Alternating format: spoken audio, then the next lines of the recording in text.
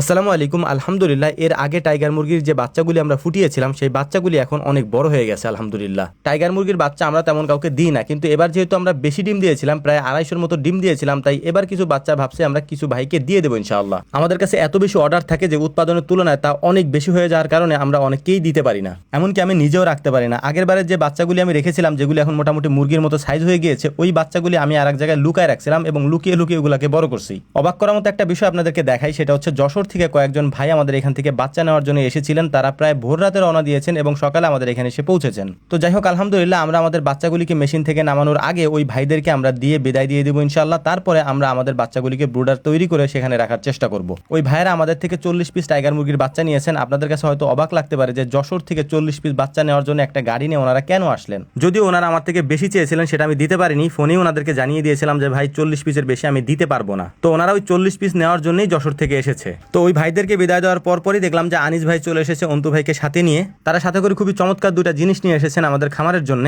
একটা হলো সয়ামিল থেকে সুন্দর করে কাঠের টুকরা ওনারা কেটে নিয়ে এসেছেন। এই কাঠের টুকরাটা আমরা ব্যবহার করি হচ্ছে ব্রুডিং যখন করি, এই ব্রুডারের মধ্যে যখন আমরা পানির পাত্র দেই, ওই পানির পাত্রের নিচে আমরা পেপার দেই, কিন্তু ওই পেপারের বদলে ওনারা কাঠের টুকরা সুন্দর করে কেটে নিয়ে এসেছেন, যাতে করে পাতলা পাতলা ওই কাঠের টুকরার উপরে আমরা পানির পাত্রটা রাখতে পারি, যাতে করে নিচে পানি না পড়ে এবং জায়গাটা ভিজে না যায়। এই জিনিসটা খুবই ইউনিক মনে হয়েছে এবং আমাদের জন্য খুবই কার্যকর একটা জিনিস ছিল এটা। তো যাই হোক, যে কয়টা টাইগার মুরগির বাচ্চা বিক্রি করার পর আমাদের এখানে আসে, ওই বাচ্চাগুলিকেই মূলত আমরা এখানে রাখার চেষ্টা করব।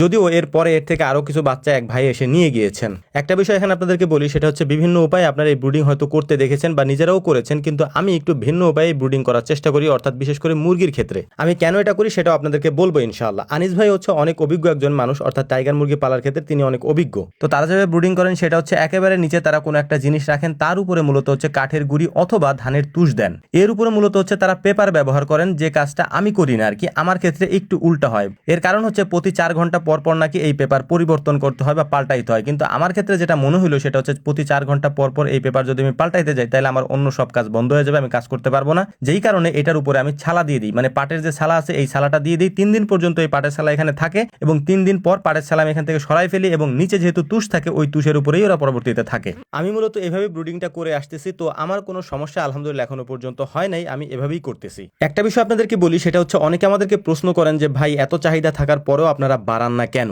এই কথাটা খুবই স্পষ্ট করে বারবার আমি বলার চেষ্টা করেছি। আমরা যখন আমাদের খামারে কোনো জিনিস নিয়ে আসি, সেটাকে 100% জাস্টিফাই করে তারপর আমরা আমাদের খামারে নিয়ে আসি, যে কারণে মানুষের ওই জিনিসের প্রতি আগ্রহ থাকে বেশি। কারণ আমরা অরিজিনাল ছাড়া অন্য কোনোটা আনার চেষ্টা করি না বা আমরা আনিও না, এবং আমাদেরকে কেউ 2 নাম্বার বা ডুপ্লিকেট জিনিস দেয়ও না। এটার কারণ হচ্ছে যে দিবে সে নিজেও জানে যে আমরা এটা আনার পরে ভিডিও করব, এবং ওই ভিডিও যখন মানুষ দেখবে, তারা যদি দেখে যে এটা ডুপ্লিকেট বা 2 নাম্বার জিনিস, তাহলে তারা কমেন্ট করবে এবং তারা বলবে যে এটা 2 নাম্বার জিনিস, এবং আমরাও এটা জেনে যাব, যে কারণেই আমাদেরকে কখনোই কোনো জিনিস 2 নাম্বার কেউ দেয়নি। এজন্য আল্লাহ তাআলার কাছে শুকরিয়া আলহামদুলিল্লাহ যে আমরা আমাদের খামারে যে জিনিসগুলো পালন করি তা 100% অরিজিনাল পালন করার চেষ্টা করি, যে কারণে চাহিদা একটু বেশি থাকে, আমরা দিতে পারি না। এবং আরো গুরুত্বপূর্ণ একটা বিষয় হলো, যখন আমরা আমাদের খামারে কোনো পশু বা প্রাণী নিয়ে আসি, ওটাকে আমরা আগে পালন করার চেষ্টা করি এবং আমরা পর্যবেক্ষণ করে দেখি এটা আসলে অরিজিনাল কিনা। যদি অরিজিনাল হয় বা ভালো হয়, সেক্ষেত্রেই শুধুমাত্র আমরা ওই ভিডিওটা আপলোড করি, অন্যথায় ওই ভিডিও আমরা আপলোড করি না বা আপনাদের সামনে উপস্থাপনও করি না। তো যাই হোক, আমাদের জন্য দোয়া করবেন। আসসালামু আলাইকুম ওয়া রাহমাতুল্লাহ।